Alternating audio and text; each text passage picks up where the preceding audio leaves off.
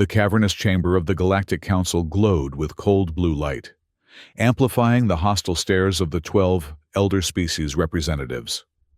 Colonel Elena Hayes stood at the center of the accused's platform, her military posture unwavering despite the crushing gravity of the moment. 6 decades of human expansion had brought them to this crisis point. Humanity on trial before the cosmos. "The evidence is conclusive," announced the Zendari elder, his crystalline body refracting light in hypnotic patterns. "Humanity has colonized 60 previously uninhabited star systems in less than 70 Earth years, a pace that threatens the delicate balance we have maintained for millennia." Elena's hands gripped the podium. "With respect, Elder, those systems were unoccupied. We've violated no territorial agreements." "It is not about territory," hissed the Morrigan representative, her feathered crest rising in agitation. "It is about restraint, a quality your species clearly lacks." From the diplomatic section, Professor Marcos Liu watched with growing alarm. The xenoarchaeologist had warned Earth's leadership that their aggressive expansion might trigger the Council's ancient preservation protocols. Now his worst fears were materializing. "The Council has deliberated," announced the Archon Prime, the oldest of the elder species. His voice resonated with the weight of eons. "Humanity's presence destabilizes galactic harmony. You have 30 standard days to withdraw from all Council-protected space and relocate to the region colloquially known as the Abyss." A collective gasp rose from the human delegation. The Abyss, the turbulent, radiation-flooded edge of the galaxy, where no Council species had successfully established permanent settlements. "That's a death sentence!" Rear Admiral Aiden Cole surged to his feet, his decorated uniform gleaming under the harsh lights. 2 billion humans across 60 systems cannot be evacuated in 30 days, much less establish viable habitats in the Abyss. "Then, perhaps," the Archon Prime responded with glacial calm, "your species should have considered consequences before expanding so recklessly." Elena stepped forward, her voice level despite the rage boiling inside her. "The Council's decision is noted. Earth will comply with the evacuation order." Later, in the temporary human embassy, chaos erupted. "Comply? You're surrendering without a fight?" Admiral Cole slammed his fist on the conference table. "Our fleet could be obliterated in hours." Elena cut him off. "The Council's combined military force outnumbers ours 20 to 1. Fighting means extinction." Professor Liu's fingers danced across his data tablet. "The Abyss isn't what the Council believes. There are ancient stellar maps suggesting the region once supported advanced civilizations. Civilizations that may have predated even the elder species." "Fairy tales won't save 2 billion people," Cole muttered. Elena studied the projected evacuation routes. "Maybe not. But if the choice is between certain death fighting the Council and possible survival in the Abyss, I know which option humanity deserves." The next 30 days unfolded in a desperate blur of activity. Earth's finest engineers worked around the clock, retrofitting every available spacecraft with radiation shielding. Military vessels were converted to civilian transports. Colonial outposts became staging grounds for the greatest exodus in human history. As evacuation day approached, Professor Liu received an encrypted transmission from a contact in the Archival Guild, a sympathetic Thraxi historian. The file contained coordinates deep within the Abyss, marked with a symbol Liu had only seen in theoretical xenoarchaeology texts, the sigil of the architects, a mythical species said to have manipulated the very fabric of reality. "We need to divert resources to investigate these coordinates," Liu argued during the final command briefing. Admiral Cole scoffed. "We're struggling to evacuate civilians, and you want to chase ghosts." "Not ghosts," Liu insisted. "Potential salvation. If the architects were real, their technology could help us survive where the Council believes we'll perish." Elena studied the coordinates. "We'll send a small expedition, but our priority remains the evacuation."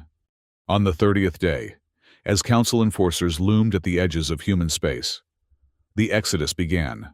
Colonial cities emptied. Orbital habitats went dark. Generation ships loaded with families and cultural treasures pushed toward the galactic rim, their ion drives burning blue against the void. Elena commanded the flagship Horizon, leading the first wave into the uncharted darkness. Behind her, a procession of 10,000 vessels stretched like a luminous serpent across the stars, the remnants of humanity's brief interstellar civilization. "Radiation levels rising," reported the navigation officer as they crossed the invisible boundary into the abyss. "Shields holding at 70%. Through the command viewport, Elena watched the familiar stars of Council space recede. Ahead lay turbulent nebulae and unstable stellar clusters, the cosmic wasteland to which humanity had been condemned. "Status of the civilian fleet?" she asked. 87% successfully transitioned to the abyss," Cole replied from his station. "We've lost contact with 13%. Communications interference, not necessarily casualties." Elena nodded grimly. Better than their worst projections, but still, hundreds of thousands of lives unaccounted for. "And Professor Liu's expedition?" "The research vessel Prometheus detached as planned. They're proceeding to the Architect coordinates." For 7 harrowing days, the human fleet navigated the treacherous currents of the abyss. Radiation storms lashed their shields. Gravitational anomalies pulled ships off course. Emergency repairs became routine as systems failed under the cosmic assault. On the 8th day, the Prometheus returned, its hull scorched by exotic radiation but its crew exultant. "You need to see this," Liu insisted, bursting onto the Horizon's bridge without protocol. His eyes gleamed with a fervor Elena had never witnessed in the normally composed academic. The holographic projector flickered to life, displaying a structure that defied comprehension, a vast, multi-dimensional lattice of interlocking spheres, each pulsing with internal light. The structure seemed to exist partially outside conventional space, certain segments visible only when viewed from specific angles. "The Architect Repository," Liu breathed. "Not just a myth. It's real. And it's active." "What exactly are we looking at?" Admiral Cole asked, circling the projection. "A data storage and transmission facility beyond our technological understanding. Each sphere contains what appears to be an entire civilization's knowledge base. And it's not abandoned. There are indigenous species maintaining it." Elena's pulse quickened. "Indigenous to the abyss? Intelligent species the Council doesn't know about?" Liu nodded. 3 distinct species, working in perfect symbiosis. They call themselves the Cathvar, the synthesis, and the resonance in our closest translation. And they've invited us to make contact. The decision to divert the fleet toward the repository sparked heated debate among the military leadership. Half viewed it as a desperate gamble. The other half saw no better option for humanity's survival. In the end, Elena's authority prevailed, and the Exodus changed course. As they approached the coordinates, the true scale of the repository became apparent. It spanned an entire solar system, with the spheres orbiting a stable neutron star, a stellar configuration that should have been impossible in the chaotic abyss.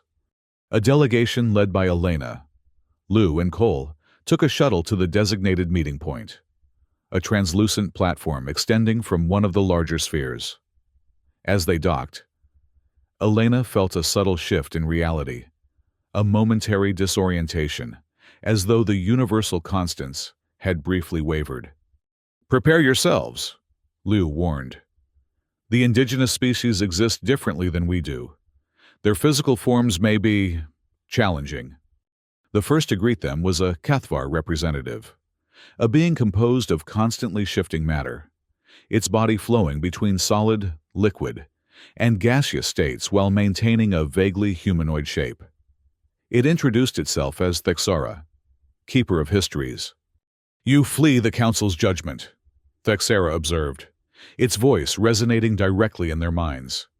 "As did our ancestors, eons ago.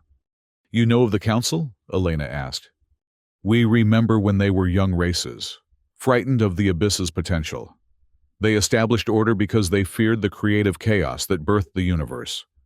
The second representative emerged from the platform itself, a synthetic entity composed of interlocking geometric shapes that constantly reconfigured. The synthesis, who designated itself Unit 51, communicated through mathematical patterns that their translation devices struggled to interpret. Your species possesses remarkable adaptive potential. Unit 51 communicated. You create through destruction and rebuild through collapse, a necessary cycle for evolution in the abyss. The third entity defied visual perception entirely. The resonance existed as patterns of energy, visible only as distortions in the light around them. Their communication came as harmonics that vibrated through the delegation's bones. We have awaited species capable of wielding chaos constructively, the resonance interpreter conveyed. The architect's legacy awaits such inheritors. Over the following weeks, as the human fleet established temporary habitats around the repository, Liu led teams of scientists in studying the architect technology. What they discovered revolutionized human understanding of physics. The architects had mastered manipulation of probability fields, allowing them to stabilize chaos through controlled uncertainty. It's counterintuitive, Liu explained during a command briefing 3 months into their exile. Instead of fighting the abyss's chaotic nature, their technology embraces it, using unpredictability as a power source. Can we adapt it for human use? Elena asked. With help from the indigenous species. Yes.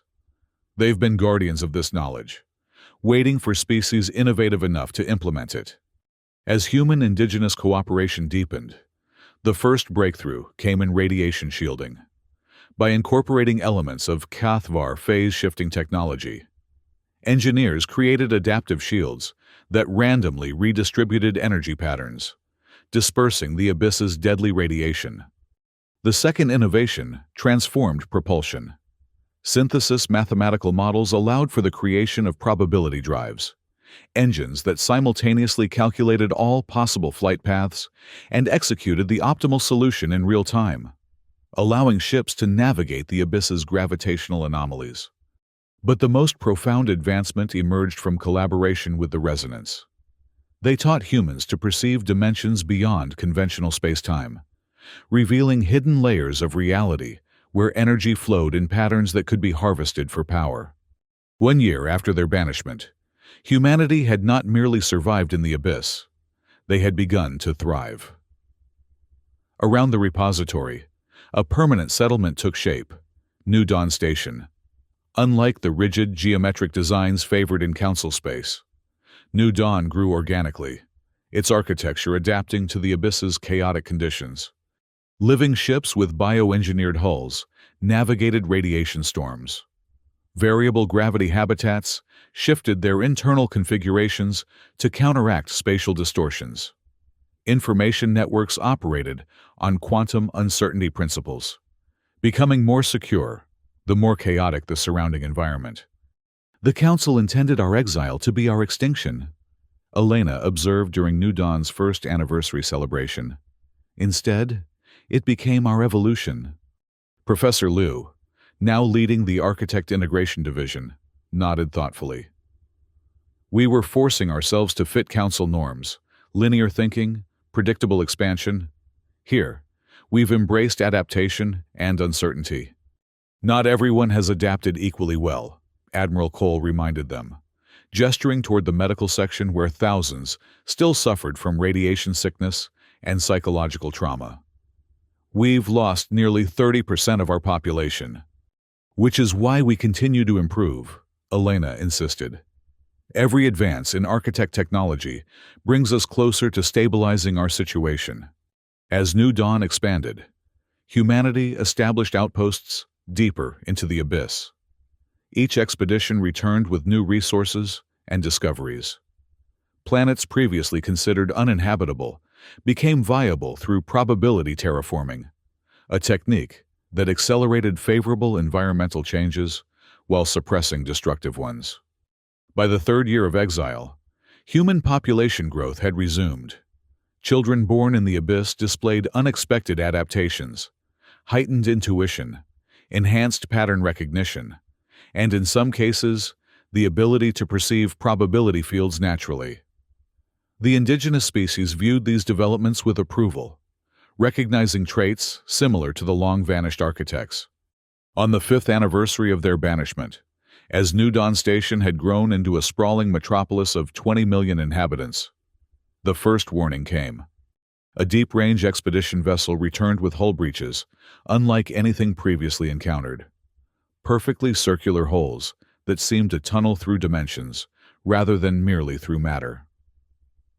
The surviving crew spoke of entities that appeared as gaps in reality, places where stars and space simply ceased to exist.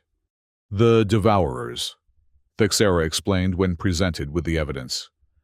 They come from beyond the dimensional boundaries, drawn to concentrations of order within chaos. "Another threat?" Admiral Cole demanded.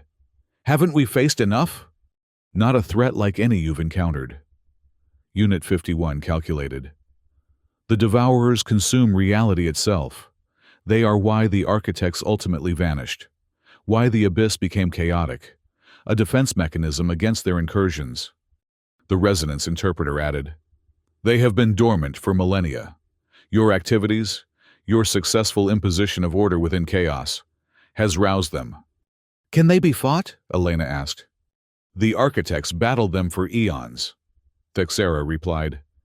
"Their final solution exists within the repository's core, a technology so dangerous they sealed it away rather than use it."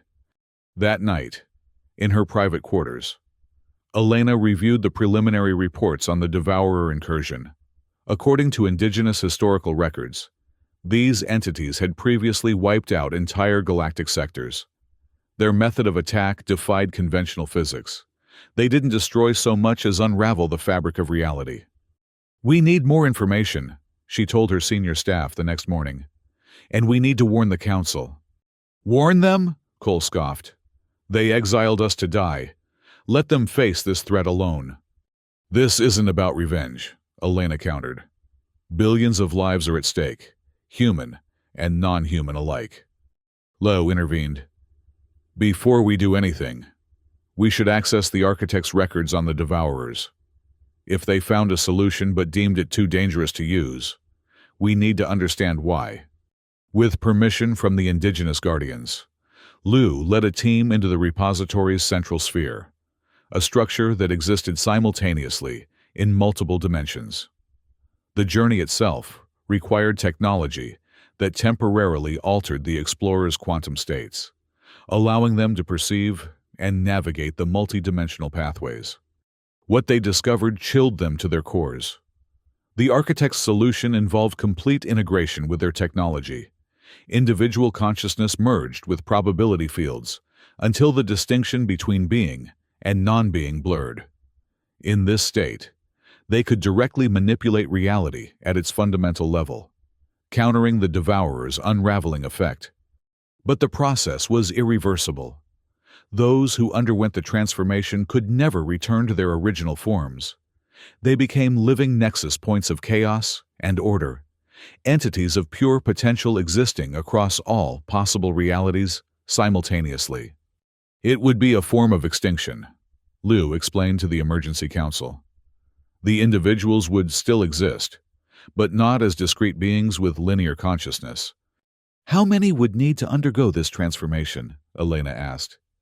According to the architect's calculations, a single, fully integrated consciousness could theoretically generate enough counter-influence to repel a Devourer incursion. But the psychological strain would be immense, potentially driving the transformed individual to madness. Before a decision could be reached, the situation escalated dramatically. Long-range sensors detected massive reality distortions spreading through Council space. The Devourers had bypassed the abyss entirely, striking directly at the ordered civilizations of the galactic core. Emergency transmissions flooded in, fragmented, desperate pleas for assistance, as entire planets vanished from existence. The rigid, predictable nature of Council space made it a perfect feeding ground for the dimensional predators. "We need to act now," Elena insisted. "Prepare a fleet. We're returning to Council space." "To do what?" Cole challenged. "Our conventional weapons will be useless against these entities." "We bring what the Council lacks, adaptive chaos technology.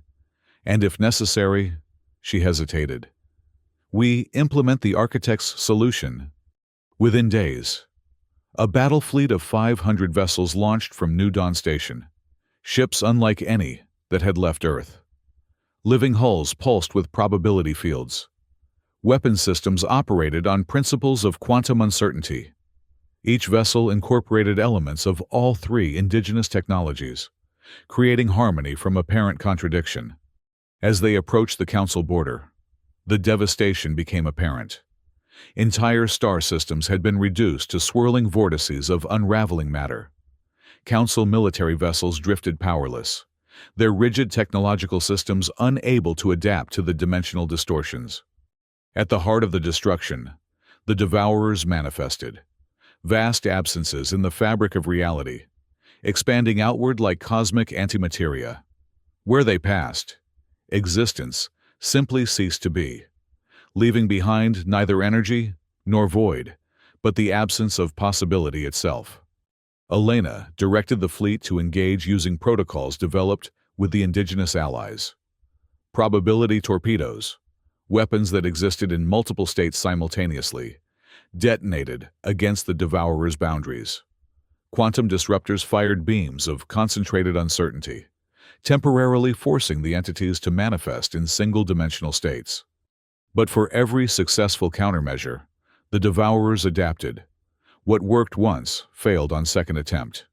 The human fleet suffered mounting casualties, as ships were partially erased from existence, crew members screaming as portions of their bodies simply ceased to be. "Conventional tactics won't work," Liu communicated from the command vessel. "The Devourers operate beyond tactical prediction."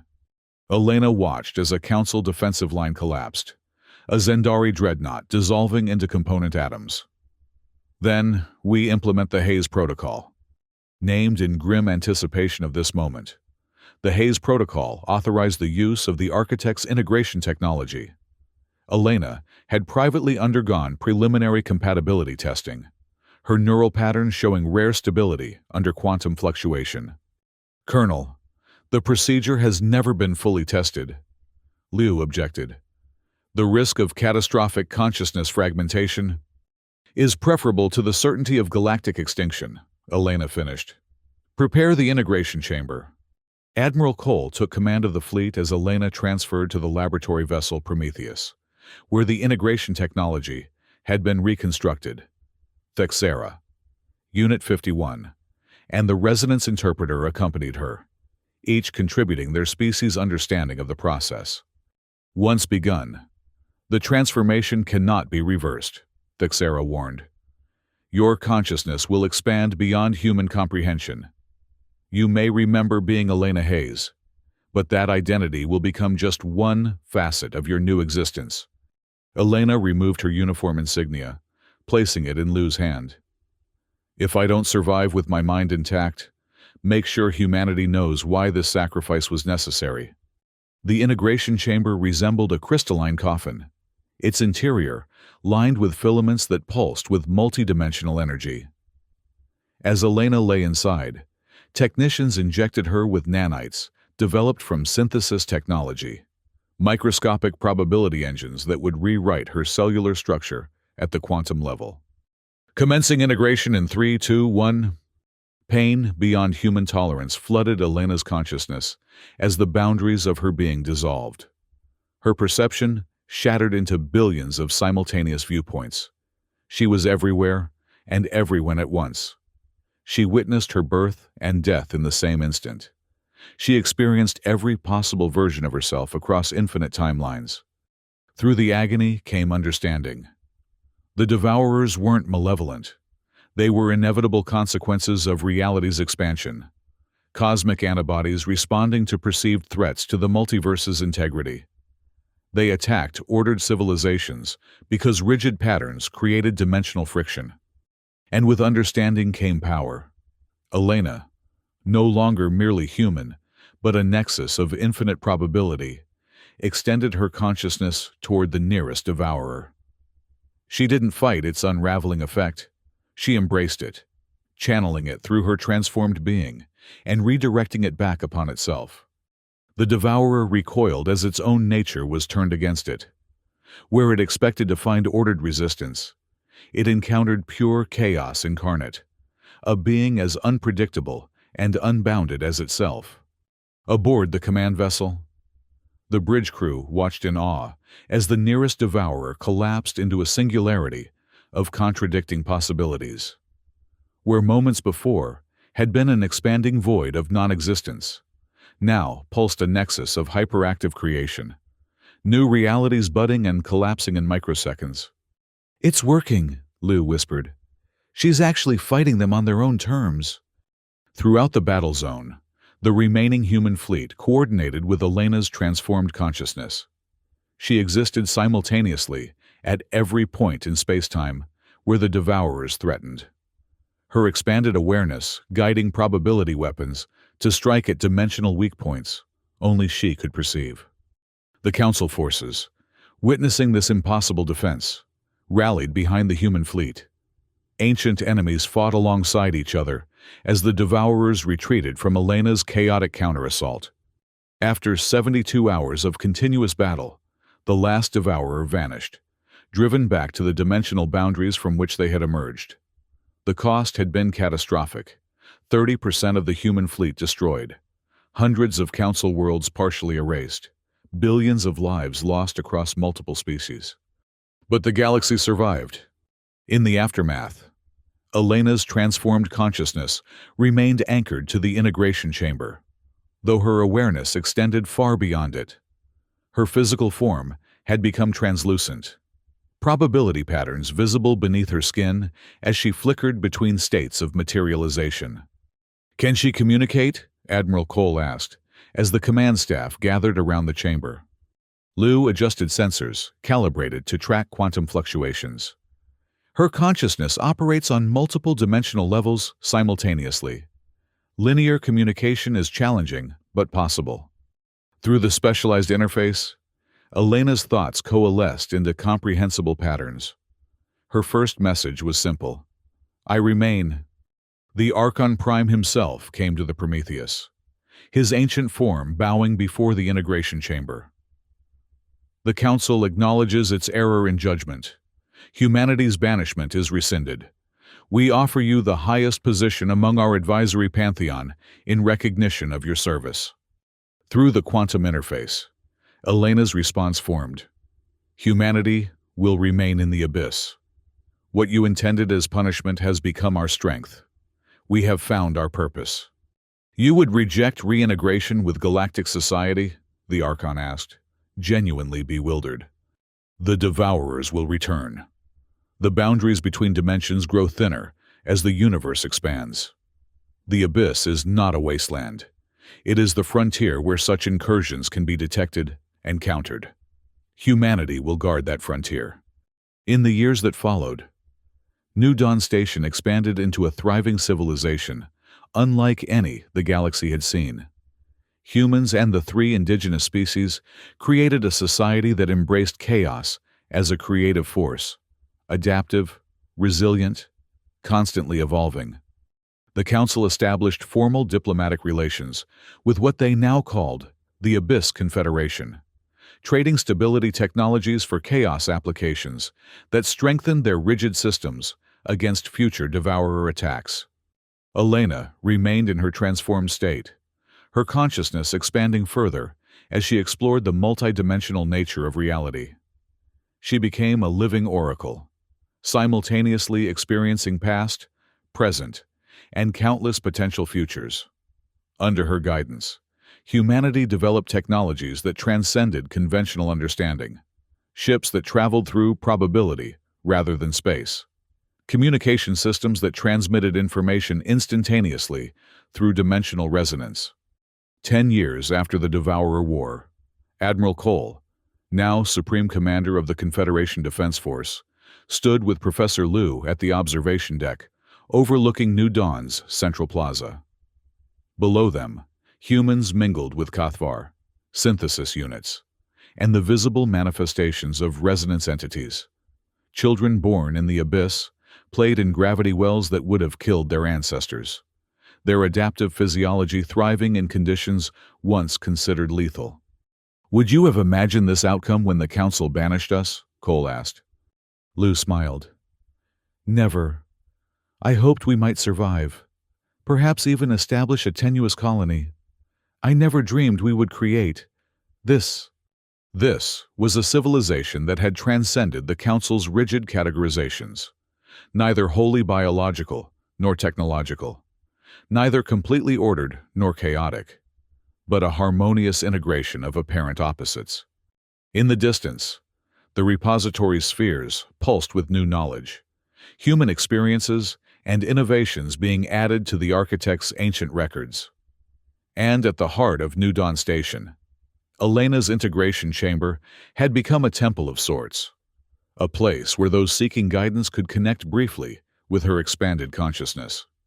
The Council called the abyss empty, Cole mused.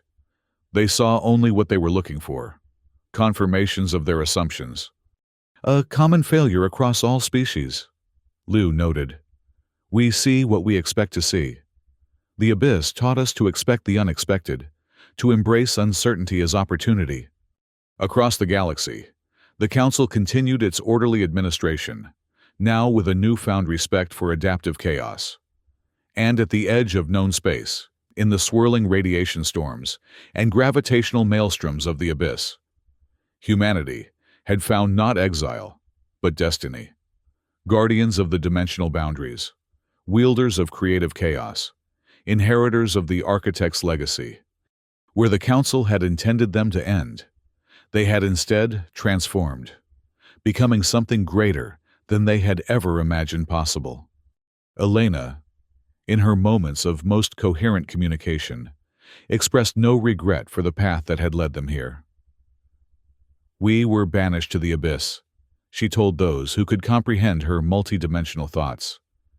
"But, in truth, we were finally set free."